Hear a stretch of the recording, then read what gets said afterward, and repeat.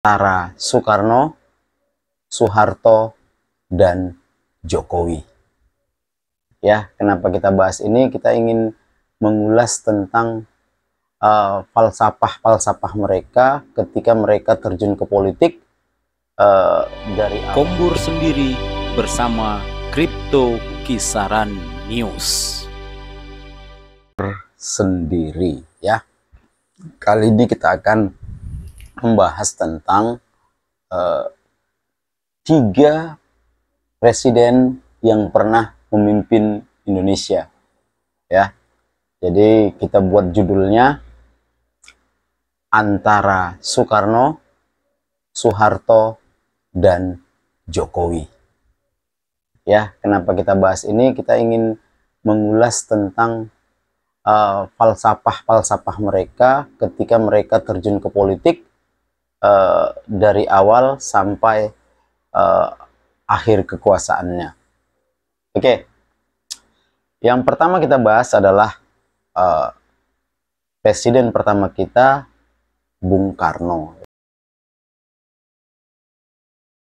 Kita semua tahu bahwa Bung Karno itu adalah pendiri Partai Nasional Indonesia atau PNI.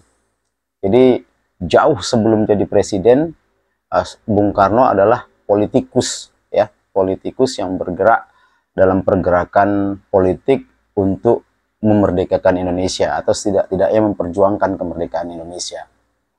Jadi di awal Soekarno ya itu memiliki prinsip-prinsip dasar yang kita kenal dengan sebutan Marhens ya, Marhens. Siapa itu Marhens? Marhens itu adalah, kalau kita baca dari buku biografi Soekarno, Marhens adalah seorang petani yang memiliki luas tanah persawahan yang tidak begitu luas, tapi dia berhasil mengerjakannya juga sendiri. Artinya kalau kita lihat dengan apa yang dilakukan Marhens, seorang petani ini mengolah tanah atau areal persawahan yang ia miliki untuk menghidupi dirinya sendiri. Artinya di awal-awal itu Soekarno memperjuangkan prinsip-prinsip politik yang terkait dengan kemandirian atau usaha sendiri sampai akhirnya mungkin yang ingin dicapai waktu itu adalah merdeka. Oke, itu fase pertama dari perjuangan Bung Karno. Ketika beliau setelah menjabat Presiden Indonesia pasca 17 Agustus 1945, memang ada perubahan-perubahan politik ya, sikap politik atau perubahan-perubahan filosofi perjuangan yang terjadi. Awalnya ini kita mulai dari kompromistis ya, jadi politik kompromi. Kalau istilah Tan Malaka, Soekarno itu memiliki sikap politik yang kooperatif ya, bekerja sama dengan pihak lawan agar dapat memanfaatkan kekuatan pihak lawan itu kita manfaatkan untuk kekuatan kita sendiri. Jadi dia berbeda dengan apa yang dilakukan oleh Tan Malaka, karena sampai Indonesia merdeka kemudian berjalan, Tan Malaka itu tetap kontra kooperatif. Dia revolusioner dan bergerak di bawah tanah atau clandestine ya. Itu terjadi pada Tan Malaka, tapi tidak pada tidak pada Soekarno. Bahwa Soekarno itu selalu kooperatif pada akhirnya, sehingga ketika agresi militer Belanda kedua di 1949, dia itu menyerah pada Belanda ya, Belanda ketika di Yogyakarta. Waktu itu Yogyakarta diserang Belanda lewat lapangan terbang Maguwo. Jadi perubahan prinsip kooperatif yang dilakukan oleh Soekarno itu sebenarnya juga diikuti Hatta waktu itu, sehingga kita waktu itu memunculkan apa yang kita sebut dengan PDRI, Pemerintahan Darurat Republik Indonesia, yang dipimpin oleh Saprodin Prawiranegara di pedalaman Sumatera Barat dan Radio Rimba Raya di juga didukung di Aceh. Jadi perubahan marhenisme ke kooperatif ini merupakan salah satu perubahan besar atau perubahan atas dasar kedewasaan berpikir Soekarno. Tak lama kemudian di era RIS, ya, setelah pasca KMB di 28 Desember 1949 itu terbentuklah negara RIS, di mana presidennya adalah Presiden Soekarno kembali, ya. Jadi Presiden Soekarno, RIS, kemudian RIS dibubarkan, akhirnya kembali ke Republik Indonesia, maka Soekarno memimpin kembali pemerintahan. Di era-era ini, ya, terasa perubahan sikap politik dari Soekarno kalau kita baca buku sejarah. Jadi pertama, setelah RIS itu kita membentuk sebuah sistem yang kita sebut dengan sistem parlementer. Itu berjalan. Sistem parlementer ini mengadopsi sistem-sistem yang ada di Eropa dan Amerika. Jadi ini betul-betul luar biasa. Kita jadi sistem pemerintahan, kita sedikit lupa dengan republik yang telah kita deklarasikan, tapi kita berubah jadi sistem parlementer yang cukup lama dan terus berganti secara periodik, siapa yang jadi Perdana Menteri dan lain sebagainya.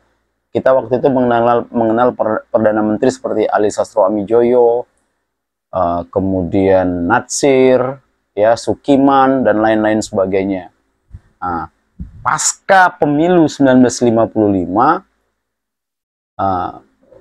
karena jarangnya pemerintahan itu stabil akibat sering gonta-ganti Perdana Menteri sebagai kepala pemerintahan, maka kemudian muncullah yang kita sebut Dekret Presiden, ya, 1959 kalau tidak silap saya, yang membubarkan parlemen, kemudian membentuk parlemen MPRS atau Majelis Permusyawaratan Rakyat Sementara, yang akhirnya kita masuk dalam fase yang kita sebut dengan demokrasi terpimpin.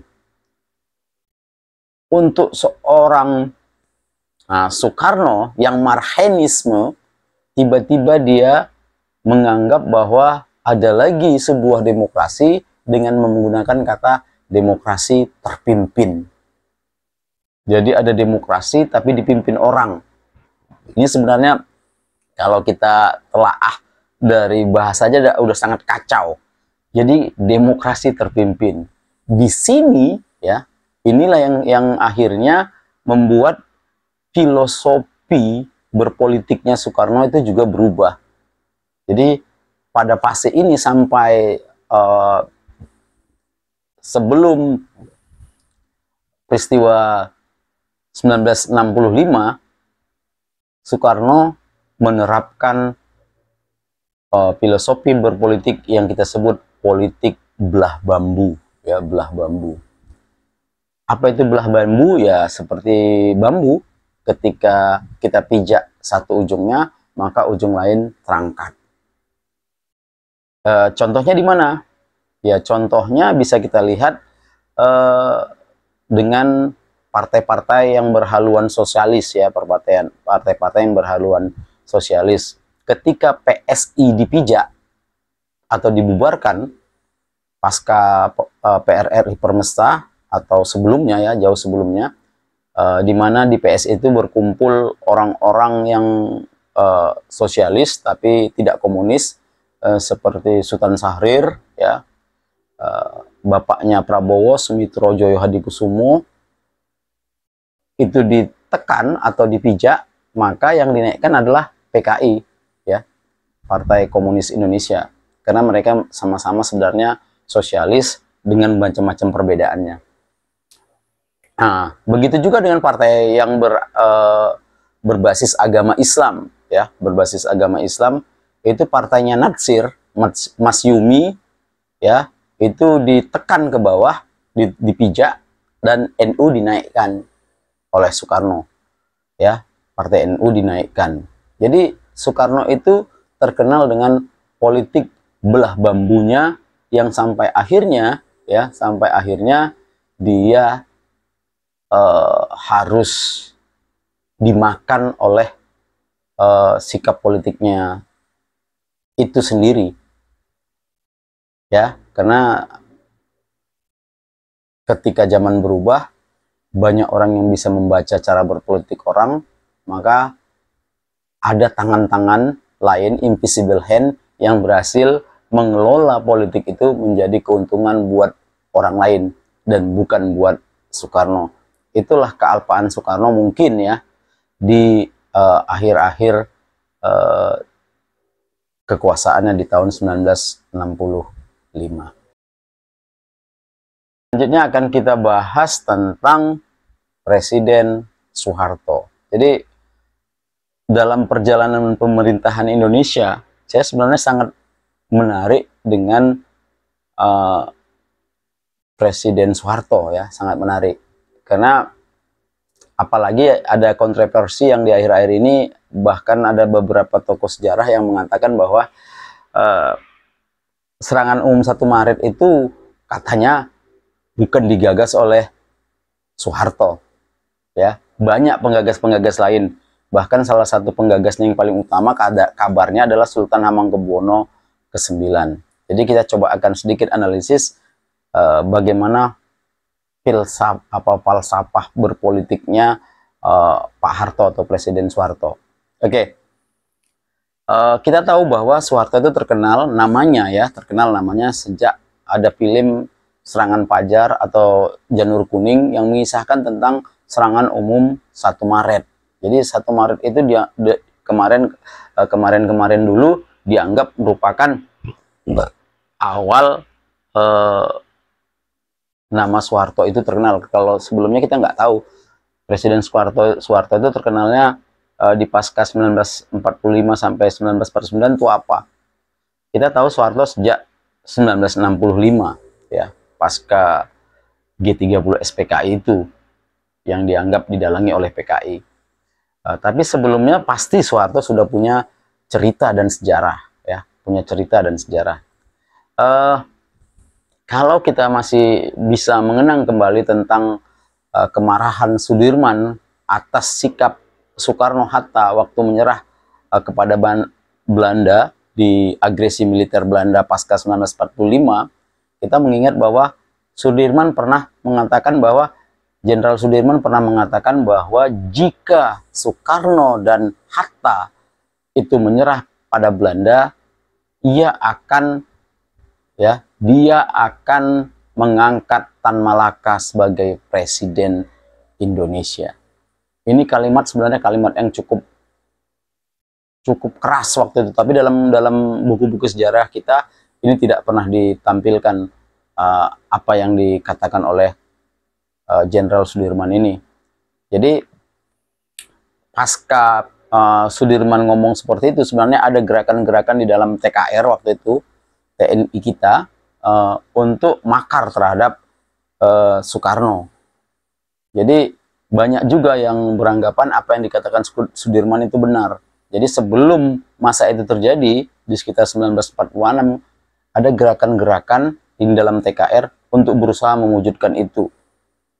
Dan itu kembali banyak orang yang menceritakannya ya, terutama di channel-channel YouTube, di mana Soeharto waktu itu berusaha di awalnya berusaha mendukung gerakan, kemudian di akhir setelah gerakan itu kalah, dia bisa berbalik arah sehingga semua yang makar di dalam tubuh TKR itu tertangkap ya, dan informasinya, kabarnya waktu itu kita belum tahu, kabarnya itu informasinya semuanya dari Soeharto di 1946. Sebenarnya kejadian mirip dengan kejadian 1965 kata beberapa sumber di YouTube ya. Tapi yang saya garis bawahi, karena kita membahas tadi masalah filosofisnya, kemudian masalah konsep-konsep Soeharto berpolitik. Jadi kalau kita kembali menganggap bahwa tonggak keberhasilan Presiden Soeharto itu di serangan umum 1 Maret, maka kita mengetahui bahwa prinsip dasar dari cara berpolitiknya Presiden Soeharto adalah politik bumi hangus, ya, politik bumi hangus. Jadi politik ini cenderung untuk bekerja jika sesuatu itu tidak dapat kita kuasai, ya minimal orang yang menguasainya tidak dapat apa-apa. Jadi sebelum dikuasai orang lain, kita hancurkan atau kita hanguskan atau kita bakar semuanya sehingga tidak menghasilkan apapun. Jadi ini pertama filosofi politik yang digunakan oleh Soeharto, yaitu politik bumi hangus, ya, politik bumi hangus. Tapi setelah pasca serangan 1 Maret itu sampai sebelum 1965, kita sebenarnya kehilangan sosok Soeharto. Kenapa saya bilang kehilangan? Kalau kita bicara di tahun 1946 sampai 49, waktu itu, ya, Soeharto itu pangkatnya sebenarnya sudah Letnan Kolonel, Letkol Soeharto. Kita kenal dengan Letkol. Tapi sampai di 1964 ya, kita nggak usah langsung ke 65-nya. Soeharto itu termasuk yang karir politiknya dibanding yang lain termasuk lambat. Ya, termasuk lambat. Ahmad Yani pangkatnya apa waktu serangan 1 Maret, ya. Tapi tiba-tiba dia lebih tinggi dari Soeharto. Kalau Nasution, kita tahu Jenderal Nasution itu pangkatnya memang sudah kolonel. Jadi satu tingkat di atas Soeharto. Tapi ketika tahun 60-an itu karir perwira-perwira muda yang di perwira-perwira pertama di 1945 sampai 1949 itu banyak yang sudah melebihi Soeharto, ya, melebihi Soeharto. Jadi kalau kita bandingkan beberapa jenderal waktu itu, misalnya Kolonel Gatot Subroto, kemudian ada Letkol Soeharto, yang agak-agak mirip keterlambatannya ya Kolonel Gatot Subroto juga, ya, Kolonel Gatot Subroto. Oke. Kita masuk ke pasca 1964 sampai 65. Di situ kita tahu bahwa Soeharto sudah sampai pada pangkat Mayor Jenderal, ya, Mayor Jenderal. Kalau Ahmad Yani udah jenderal penuh. Oke. Di perubahan politik ini akan berubah total dari Soeharto yang awalnya politik bumi hangus, kemudian ketika dia pasca G30S 1965, dia memulai sebuah politik yang kalau kita baca juga berasal dari buku biografinya. Jadi apa perubahan prinsip politiknya? Pada masa ini Soeharto sudah membuat konsep tentang filsafat politik yang lebih, saya bilang lebih plural, ya, plural. Kenapa?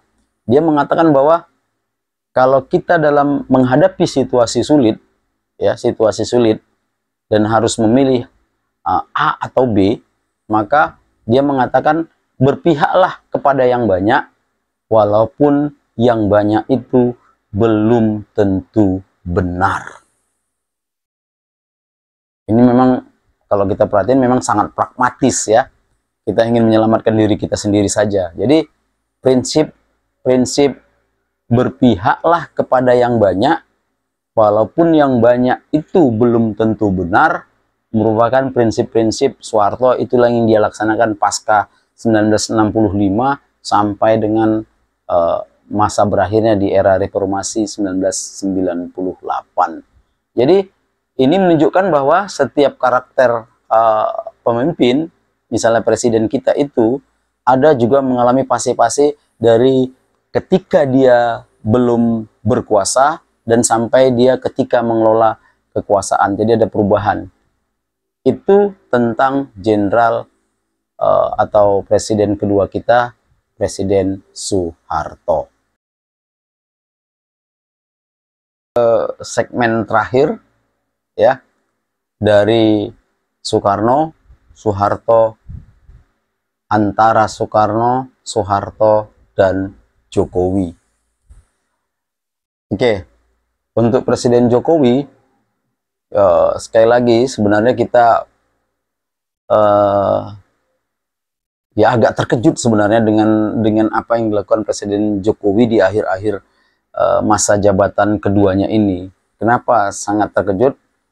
Kalau di awal kita menganggap Jokowi itu sebagai harapan, ya, banyak orang yang menganggap Jokowi itu sebagai harapan untuk kemajuan Indonesia, Termasuk saya di awal-awal memang mendukung Jokowi penuh.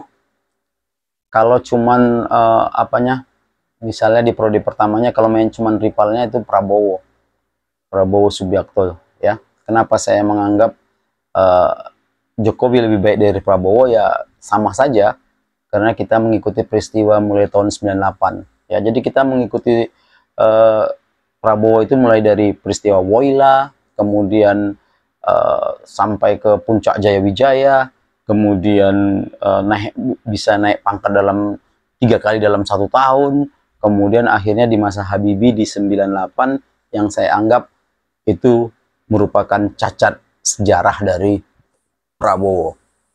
Jadi kala itu saya nggak akan mungkin milih Prabowo, tapi saya akan pilih Jokowi. Jadi harapan cukup besar waktu itu tentang Jokowi, apalagi filsafah politiknya adalah kesederhanaan waktu itu. Dengan baju, masih ingat kita dengan baju kotak-kotaknya itu. Sangat sederhana, tapi dia punya ide-ide yang cukup membangun. Jadi di awal sebelum Jokowi sebagai presiden, kita melihat adalah sosok kesederhanaan. Ya, sosok kesederhanaan. Dengan kesederhanaan itu, kemudian dia menjadi harapan banyak orang untuk jadi presiden Indonesia. Ya otomatis ketika periode pertama dia dengan gampang, ya, karena semua masyarakat memiliki harapan tentang perubahan, tentang kesejahteraan dan lain sebagainya, maka Jokowi adalah antitesis dari presiden-presiden sebelumnya, sehingga dia gampang melanggeng untuk menduduki istana negara. Jadi ini mirip sekali dengan falsafahnya pelawak kita, seorang pelawak kita yang mengatakan muka desa, rezeki kota. Ya, pasti Anda tahu semua, muka desa, rezeki kota. Yang paling mengejutkannya ketika dia menduduki presiden, ya, jabatan presiden, lalu banyak orang beranggapan dia petugas partai. Dari macam-macam perdebatan yang terjadi terkait persoalan dia petugas partai ini, ya, perdebatan termasuk perdebatan dengan teman-teman saya, itu saya satu-satunya yang mengatakan bahwa Jokowi itu pintar. Percayalah, Jokowi itu sangat pintar. Jadi petugas partai yang kemudian melekat pada dirinya, saya yakin itu tidak akan pernah membuat dia kehilangan cita rasanya sebagai penguasa. Saya selalu bilang begitu waktu itu. Dan akhirnya itu terbukti di masa akhir kepemimpinannya, walau belum selesai tapi itu sudah dibuktikannya. Ya, dengan banyaknya orang yang mengatakan bahwa Jokowi akhirnya pisah dengan PDIP atau dengan Bu Mega. Karena memang dari awal saya tidak beranggapan Jokowi itu mudah untuk dikendalikan, apalagi ketika terjadi perdebatan tentang menteri, misalnya Menteri Rini, kemudian Luhut, dan lain sebagainya. PDIP ternyata nggak mampu untuk mengubah sikap Jokowi. Jadi ketika itu muncul lagi stigma politik Jokowi itu yang kita sebut dengan politik pelengak-pelengok. Jadi banyak orang beranggapan Jokowi ini karena mudah dikendalikan orang atau dia merupakan petugas partai, menganggap dia berpolitik pelengak-pelengok. Jadi dianggap orang Jokowi itu masuk dalam kategori bisa dikendalikan atau bodoh. Padahal dengan pelengak-pelengoknya itu menunjukkan, kalau saya beranggapan menunjukkan bahwa Jokowi itu pintar. Dia sengaja membuat kayak gitu. Jadi selama itu dianggap bahwa dia masih bisa dikendalikan orang lain, maka pasti pasti orang akan merasa simpati kepada dia, karena seolah-olah dia dikendalikan oleh orang lain, atau puppet, ya, puppet, boneka yang dikendalikan oleh pemiliknya. Tapi selama itu belum terbongkar, orang pasti tetap simpati itu akan mengalir. Jadi politik-politik seperti ini yang mirip dengan politik baperannya di era SBY, maka politik pelengak-pelengok ini, ya, kita selanjutnya akan menyebutnya dengan politik P3. Politik pelengak-pelengok ini, ya, itu menjadi senjata Jokowi untuk mendapatkan simpati. Jadi masih mirip dengan politik kesederhanaannya sebelum ia sampai pada posisi presiden, ketika dia masih mengamalkan di awal-awal kampanyenya, mengamalkan baju kotak-kotak, kesederhanaan, wajah yang kampung tapi rezeki kota tadi, itu konsisten dilakukan sampai dia berkuasa. Namun sekali lagi, politik pelengak-pelengok ini ketika mulai terbaca polanya, ya, ternyata seperti yang saya duga dari awal, bahwa Jokowi itu pintar, menjadi kenyataan. Dan sebenarnya terbukanya atau tirai yang menghalangi politik pelengak-pelengok itu bisa dilihat orang secara terbuka di belakangnya, maka banyak yang akhirnya berundur diri menjadi pendukung Jokowi di akhir-akhir. Jadi itu bisa kita lihat, banyak YouTuber, banyak pelawak, banyak budayawan di masa-masa anaknya Gibran jadi wakil Prabowo itu berubah haluan, karena telah terbukalah dengan nyata, ya, apa yang disangkakan orang ini sebagai kelemahan dan menjadi tempat simpati, ternyata sekali lagi seperti saya duga, dia atau Pak Jokowi itu sangat-sangat pintar. Jadi sebelum ada Jokowi, mungkin saya beranggapan Soeharto lah yang paling pintar. Tapi setelah masuk era Jokowi ini, saya beranggapan Jokowi lah yang paling pintar. Jadi kalau kita meminjam bahasa MH Ainun Majid, kalau nggak silap saya di tahun 80-an, di catatan pinggir Tempo kalau nggak silap, dia mengatakan orang pintar itu adalah orang licik yang menyamar, ya, orang licik yang menyamar. Kemudian dia mengatakan orang bodoh itu adalah orang baik yang menerima nasib buruk. Saya masih ingat kata-kata itu. Kalau nggak silap saya itu pendapat MH Ainun Majid. Oke, akhirnya kita tahu. Jadi perubahan politik kesederhanaan, kemudian berlapis dianggap mudah dikendalikan, sampai akhirnya dia menunjukkan bahwa dia tidak bisa dikendalikan. Nah, ini menarik sekali. Jadi saya ingin mengulas pendapat Rocky Gerung juga, bahwa sebenarnya Rocky Gerung itu dari awal sudah membaca bahwa Jokowi tidak seperti yang disangkakan orang. Makanya Rocky Gerung itu mengatakan nanti pasti parpol-parpol yang mendukung Jokowi dan yang tidak mendukung Jokowi, yang kita tahu waktu sampai akhirnya cuma ada dua, yaitu PKS dan Demokrat, itu akan saling mengamputasi, ya, saling mengamputasi.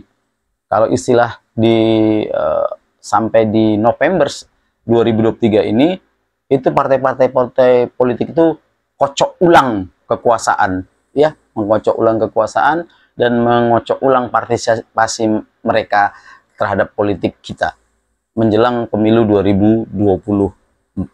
Tapi sekali kita berharap kocok ulang partai-partai politik ini terhadap kepemimpinan di 2024 tidak menimbulkan kerusuhan lah. Ya, ini kita cegah, karena sejak 98 kita sebenarnya tidak pernah mengalami setiap pergantian kepemimpinan atau pergantian presiden itu terjadi kerusuhan, Jadi semut, semuanya semut. Jadi kita beradab semut. Jadi kita bertengkar sebatas politik saja, tapi tidak menimbulkan kerusuhan di tingkat akar rumput atau di tingkat pendukung atau di tingkat simpatisan. Jadi kita harap itu tidak terjadi supaya kita lebih cerdas. Karena pilihan kita hari ini ada 3 pasang presiden ya, 3 pasang presiden, dan ketiga-tiga pasangnya itu memiliki kelebihan dan kekurangan masing-masing. Jadi yang kita sampaikan ini sekedar pandangan saja supaya kita bisa memberikan pencerahan atau edukasi ya, edukasi. Jadi sekaligus juga kita ingin menegaskan di kepala kita atau di pikiran kita tentang ada gium atau slogan yang mengatakan bahwa seseorang itu karakternya akan terlihat dengan jelas jika dia diberi kekuasaan. Jadi kalau kita melihat karakter seseorang, katanya paling enak itu kasih kekuasaan. Dan itu terbukti setelah kita membahas tentang 3 presiden ini, mulai dari Soekarno, Soeharto, sampai Jokowi, dan akhirnya kita mengetahui karakternya setelah mereka berkuasa. Dan itu jauh berbeda ketika mereka sebelum mendapatkan kekuasaan itu. Ya, saya ingatkan sekali, saya ingatkan lagi kalau Soekarno mewarisi putra-putrinya sebagai mewarisi putra-putrinya dengan mewarisi ideologisnya. Soeharto mewarisi keluarganya atau putra-putrinya dengan kekayaan atau ekonomi, karena mereka jadi pengusaha semua atau konglomerat. Dan Jokowi ya melahirkan generasi atau anak-anaknya sebagai pengusaha dan penguasa.